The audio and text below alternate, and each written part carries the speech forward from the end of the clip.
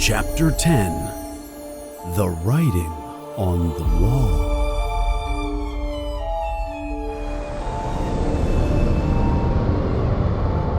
Poor Mrs. Norris is hanging from the torch. All the children are talking loudly.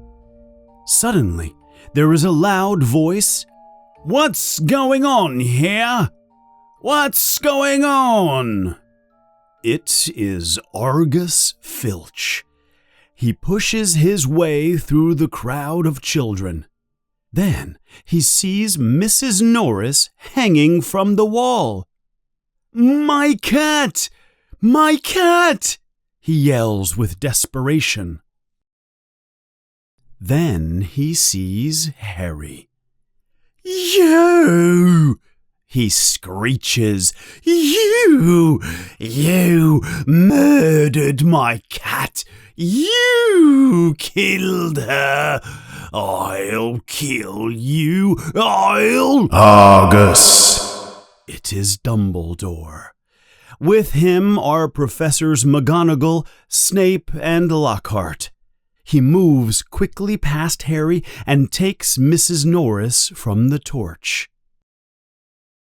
"Come with me, Argus," says Dumbledore. "You too, Mr. Potter, Mr. Weasley, Miss Granger." They all walk to Lockhart's office, which is very close. Dumbledore places Mrs. Norris on the table. He begins to examine her closely. Mr. Filch sits in a chair and cries. Harry does not like Filch, but he feels sorry for him right now. Finally, Dumbledore says softly, "She is not dead, Argus." Filch looks up. "Not dead? But why is she rigid and frozen like that?" "She has been petrified," says Dumbledore, "but I do not know the spell used." Filch looks angrily at Harry. "Why don't you ask him?" he yells and points at Harry. "The spell is too powerful for a second-year student, Argus.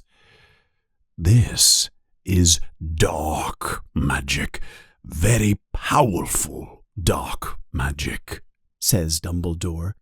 "He did it! He did it!" yells Filch. "He knows I'm a squib. That's why he killed her. He saw my quick spell letter." "I never touched Mrs. Norris, I swear," says Harry loudly. "I believe Harry was simply in the wrong place at the wrong time," says Snape suspiciously. "But I think we should know something. What were they doing in the corridor at that time? Why were they not at the Halloween party?" Harry's heart begins to beat very fast.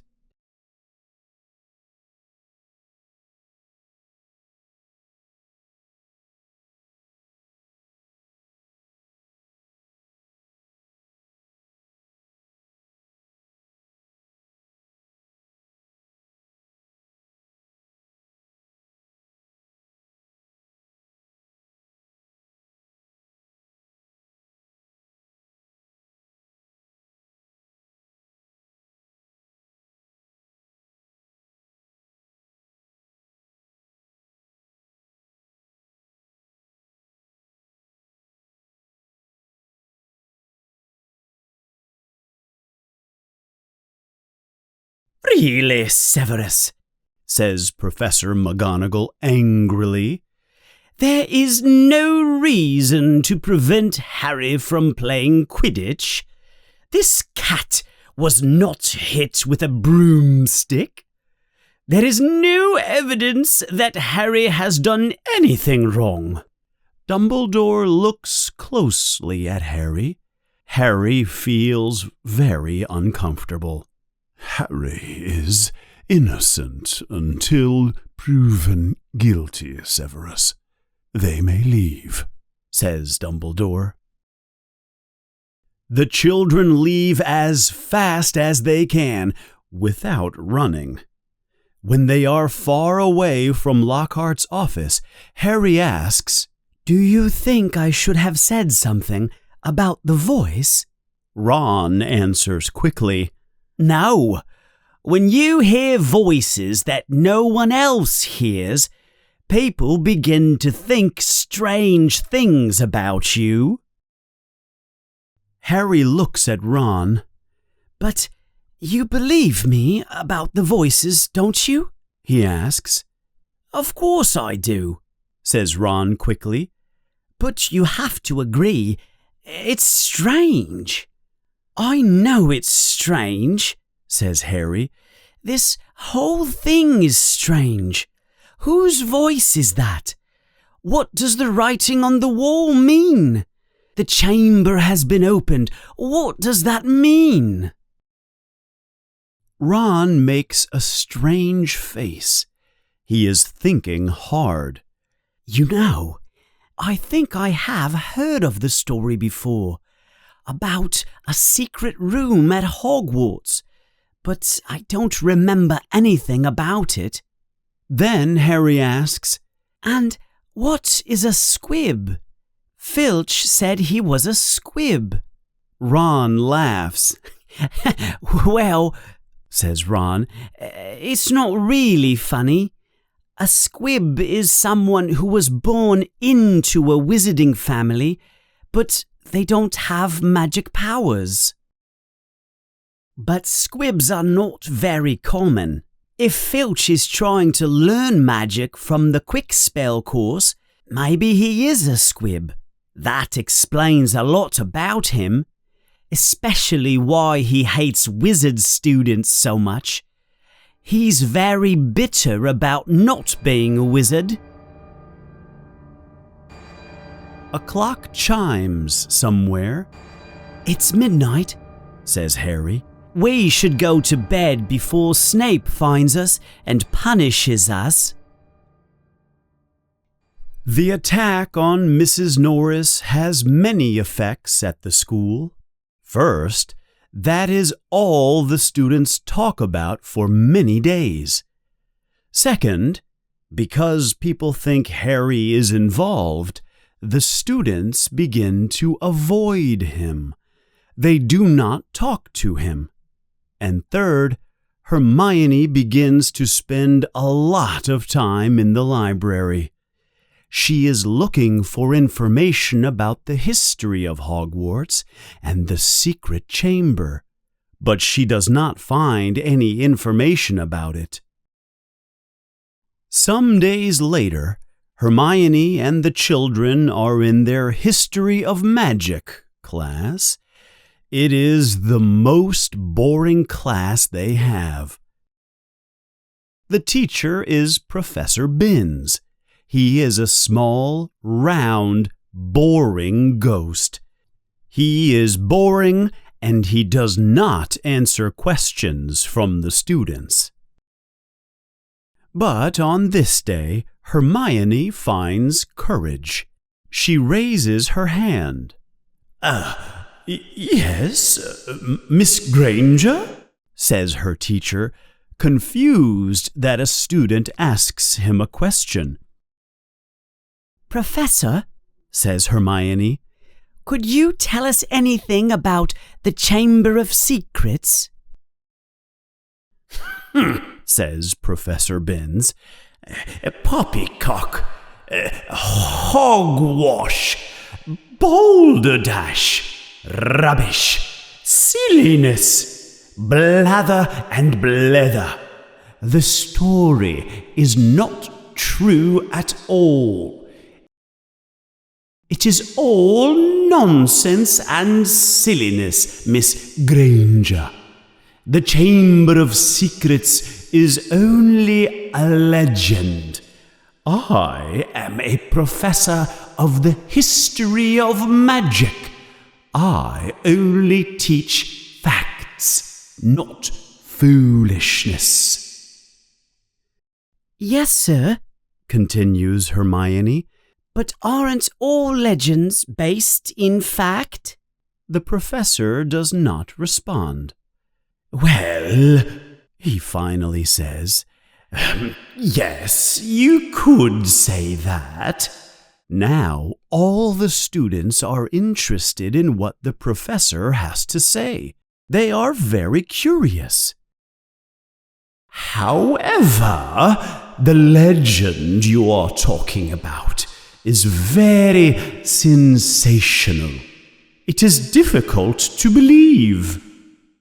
The professor looks at all the children in the class. For the first time, he sees that they are really interested in what he has to say. "Oh, very well," he says. "The Chamber of Secrets. Where do I begin?" The children are very excited now. They are finally paying attention to Professor Binns. Professor Binns begins his story. He tells the children that Hogwarts was founded over 1,000 years ago. It is ancient. There were 4 founders, all of them very powerful witches and wizards. There was Godric Gryffindor, Rowena Ravenclaw, Helga Hufflepuff, and Salazar Slytherin. They built Hogwarts far away from Muggles. They wanted to teach magic to wizarding people in safety. At that time, common people were afraid of magic. They persecuted wizards and witches. It was dangerous for them to practice magic. In the beginning, Professor Binns explains, the founders worked together. They cooperated with each other. They looked for children with magic powers and brought them to Hogwarts to teach them and protect them. But soon after, the founders began to disagree about important things. Slytherin wanted to prevent some students from coming to the school. He thought that only children of magical families should be taught magic. He did not want the children of Muggle families to enter Hogwarts. He did not trust these children. Soon the founders began to dislike each other and argue. Slytherin and Gryffindor had a terrible disagreement, and Slytherin left Hogwarts.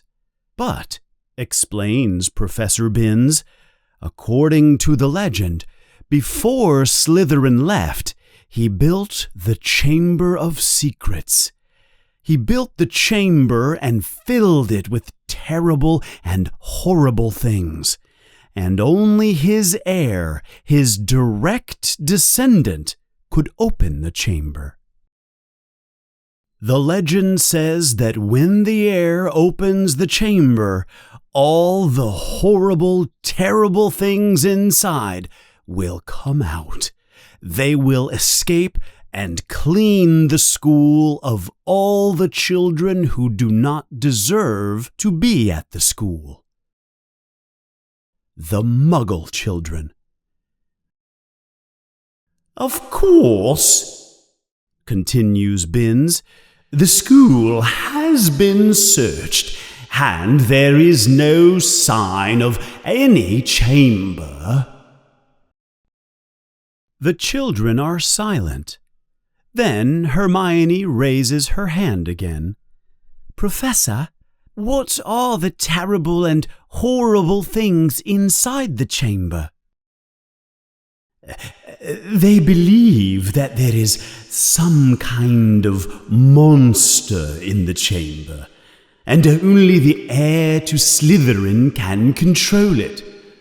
But I can tell you that the Chamber of Secrets does not exist. It is a myth. Now, let us continue with real history. Professor Binns continues his boring lessons. After class, the children are in the corridor talking about Hogwarts and the founders. I always knew Salazar Slytherin was a crazy wizard, says Ron, but I didn't know he started all that stuff about purebloods. I'm glad I'm in Gryffindor. Really, if the Sorting Hat had put me in Slytherin, I would have left on the first train back to London. Harry doesn't say anything. He remembers when he was wearing the Sorting Hat. Harry remembers thinking, "Not Slytherin, not Slytherin." But the hat had considered putting Harry in Slytherin. He remembers the hat's voice. Not Slytherin? Are you sure? You could be great, and Slytherin can help you find greatness. As they are talking, other children pass by them in the corridor. Some of them look at Harry in a strange way. "Harry," asks Hermione, "why are those kids looking at you like that? They are looking at you like they don't trust you." Harry feels sick. "They think that I might be the heir to Slytherin. There is a rumour that is going around." "People here will believe anything," says Ron, disgusted. "But," he continues, "do you really think there's a Chamber of Secrets, Hermione?" "I don't know," she answers. "Dumbledore couldn't cure Mrs. Norris. That means the magic is very powerful. Almost like whoever attacked her might not be human." As they turn a corner in the corridor, they see the place where the writing was on the wall. The writing is still there. They look at each other. The corridor is deserted. "Maybe we should investigate," says Harry. They look for clues. "Look," Harry says after a few moments. "There are burn marks here, and here." "Come look at this," yells Hermione. "This is strange." Hermione is pointing to something next to a window. There is a long line of spiders. They are walking quickly through a small hole in the wall. It is like they are running away from something. "Have you ever seen spiders act like that?" says Hermione. "No, never," says Harry in wonder. "Have you, Ron?" asks Harry. There is no answer. Harry looks behind him. Ron is standing very far away. He looks terrified. "What's wrong, Ron?" asks Harry. "I don't like spiders very much," says Ron. He is trying not to look at the spiders. The other children laugh at him. "It's not funny," cries Ron. "Keep looking for clues and stop laughing at me." Harry and Hermione continue looking for clues. They notice a door across from the writing on the wall. Harry is about to open the door when Ron says, "You can't go in there. It's the girls' bathroom." "Don't worry, Ron," says Hermione. "No one goes into this bathroom. That's where Moaning Myrtle stays. Let's take a look inside. They carefully open the door and go inside the empty bathroom. It is a very dark and depressing bathroom. The mirrors are cracked, the sinks are cracked, there is no toilet paper or paper towels. The doors to the individual toilets are broken, or there are no doors. Hermione puts her finger to her lips to tell the boys to be quiet. Then she goes to the last toilet stall. "Hello, Myrtle," says Hermione. "How are you?" Harry and Ron look inside the toilet stall. Moaning Myrtle is floating there above the toilet. "What are you doing here?" she says to the boys. "This is the girls' bathroom. You're not girls." "I'm sorry, Myrtle," says Hermione. "I just wanted to show them. Ask her if she saw anything," says Harry to Hermione. "Why are you whispering like that?" says Myrtle in a sad voice. "I hate it when people talk behind my back." "Myrtle," begins Hermione, "we wanted to ask you if you have seen anything strange lately. There was an attack on a cat last night in front of your bathroom door. Did you notice anything?" "I didn't see anything," she says in a desperate voice. "I hope you don't think I was involved in the attack," she cries very loudly. Suddenly, she rises quickly into the air and splashes into the toilet and disappears. Water splashes everywhere. All the children are wet. "We should probably leave and change clothes," says Harry. There is water dripping from his hair. The children go back to Gryffindor, dry off, and change clothes. In the Commons room, Hermione asks, "Who can it possibly be? Who would want all the squibs and muggleborns to be expelled from Hogwarts?" "Really, Hermione?" asks Ron, a little frustrated. "Who do we know who hates muggleborns?" Hermione looks at him and says, "Are you talking about Malfoy?" "Of course I am," says Ron. "You heard what he said in the corridor. You'll be next, mudbloods. Who else could it be?" "I can't believe it," she says, shaking her head. "Malfoy, the heir of Slytherin?" "Just look at their family," says Harry. "They have been in Slytherin House for years and years. They could be the descendants of Slytherin.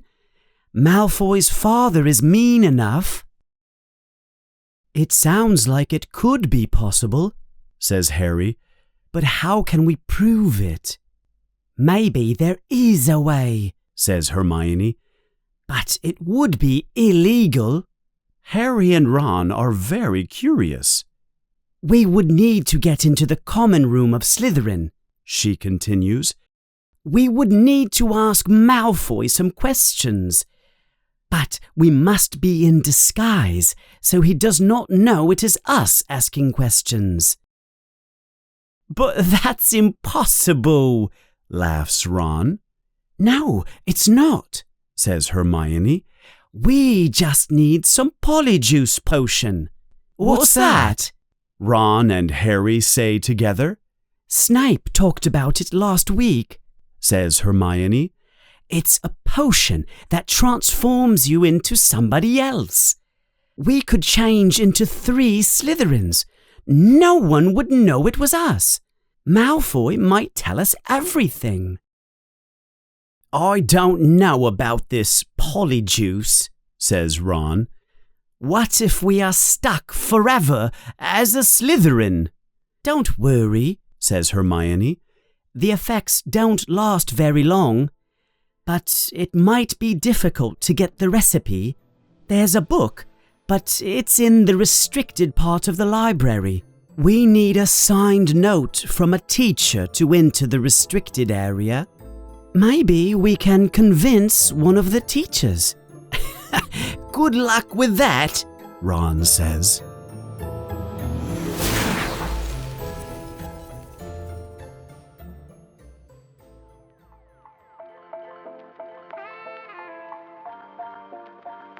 Hey there, my name is Josh Cashel. I am the creator of this channel, Inglês Essencial, and I hope you enjoyed the video that you just saw. And if you could, take a moment to click the like button or possibly subscribe. Any support that you provide this channel goes a long way in helping me to continue creating the amazing, outstanding, unique, marvelous, unparalleled, if I may use that adjective, content that you just saw. So please take one moment, like and subscribe, and I will see you in the next video. Bye-bye.